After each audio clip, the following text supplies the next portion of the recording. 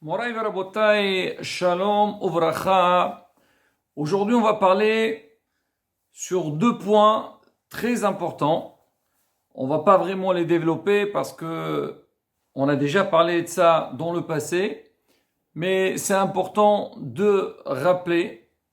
Alors le premier, c'est le inyan, le sujet de la troufa. Ça veut dire, il y a des périodes dans l'année qu'on nous interdit de boire de l'eau.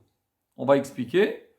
Et deuxième point, on va parler sur la période, ce qu'on appelle Ben Hametzarim, entre 17 Tammuz et Tisha B'Av. Alors le premier point, la troufa. C'est quoi la troufa? En fait, en hébreu, troufa, c'est saison. Dans l'année, il y a 4 saisons. Alors on dit que le passage d'une saison à une autre, d'une troufa à une autre, donc il y a un changement de garde de l'eau. On sait que dans le monde, chaque chose, il y a des malachim.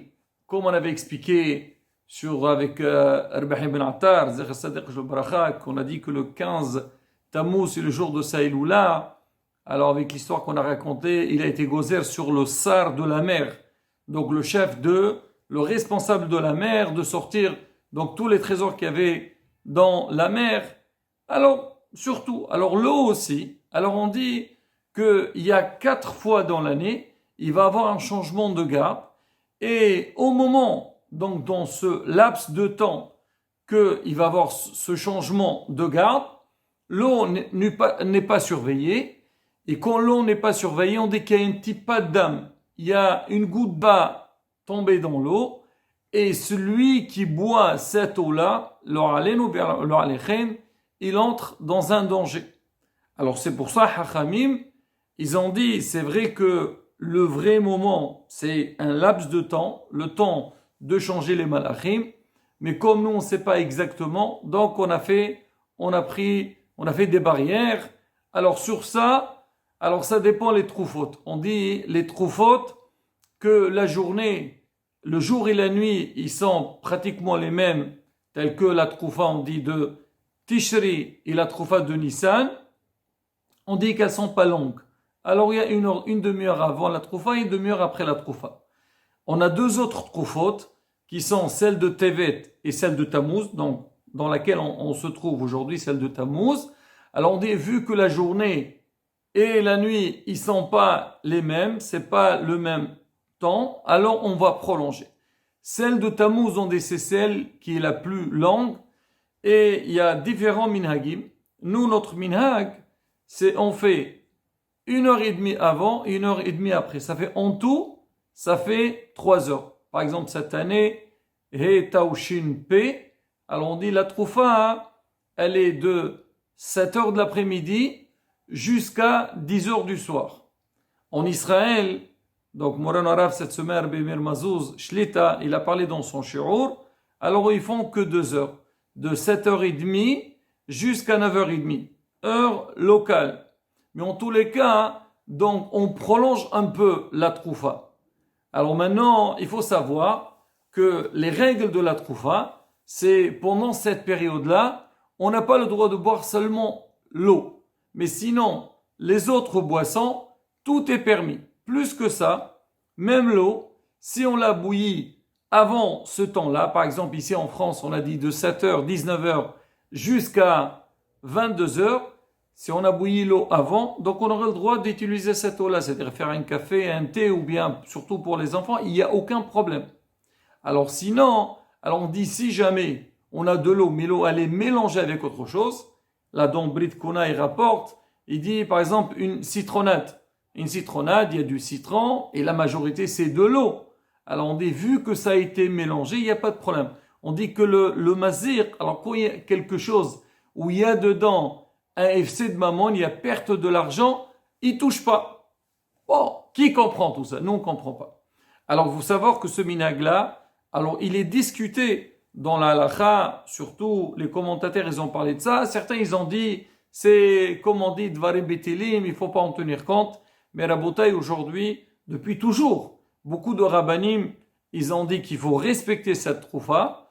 Et aujourd'hui, plus que jamais, et vraiment on voit des posrim, ils le disent. Et là je vais vous lire le Lachon de Maran, Rav Ovadia Yosef, Zecher Tzaddik Kadosh Bracha, parce que beaucoup de fois, et ça des fois c'est un peu choquant, les gens ils disent, oui Rav Ovadia Yosef il est miqil, il allège. Il allège quand il faut alléger, mais quand il ne faut pas alléger, donc quand il faut interdire, et il interdit.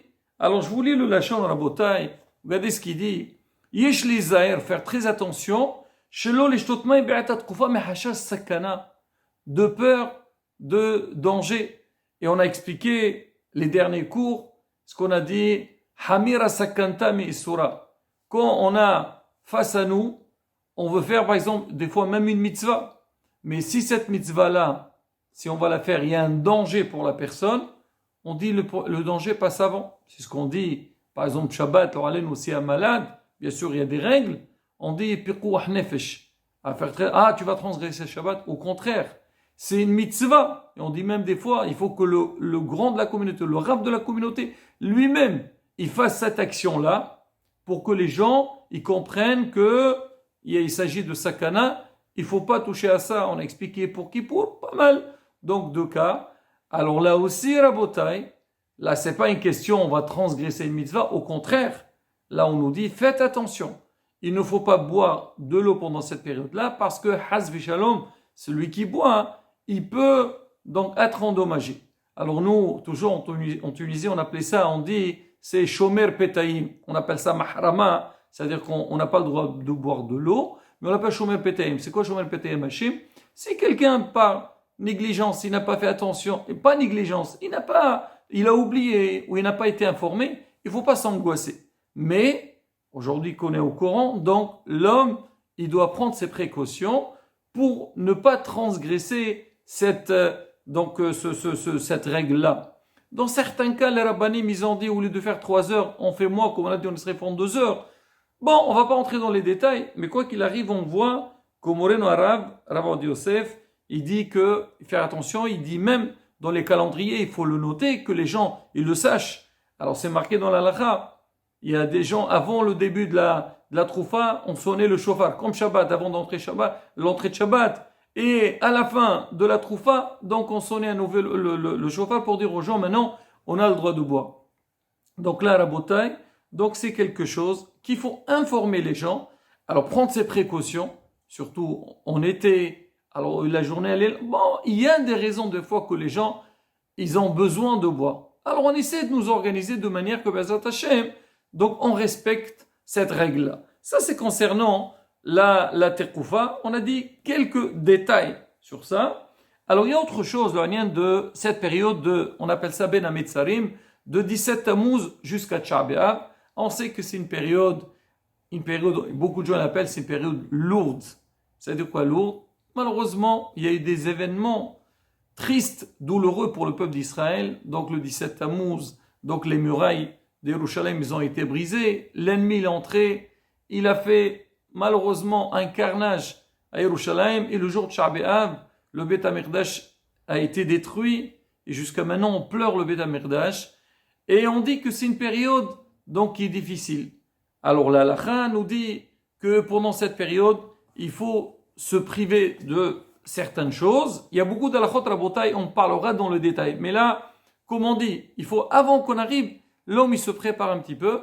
Alors on dit éviter toute chose qui est liée avec la simha, telle que les mariages, ça aussi, il y a des minagim, les chansons et acheter quelque chose de nouveau, la bracha tchihyan et tout. Alors mais rabotai, alors nous on est Baruch Hashem, on est à 2 jours avant ça. Il y a certaines choses, on voit que dans la halakha, alors on nous dit, si quelqu'un il n'a pas pu le temps lui est passé, il n'a pas pu faire certaines choses, on pourrait lui tolérer. Par exemple, faire shehyan sur un nouveau fruit ou sur un nouveau habit. Alors, il y a, on va dire, beaucoup d'avis sur ça, mais certains ils disent, voilà, si tu n'as pas, il y a un nouveau fruit, alors tu pourras le manger le Shabbat. Ou si c'est un fruit qui va, après Tisha B'Av, tu vas pas le retrouver, alors tu as le droit de le laisser pour Shabbat. Mais Rabotai, hacham aino berosho. Là, on a 2 jours devant nous. Alors, chacun est laissé.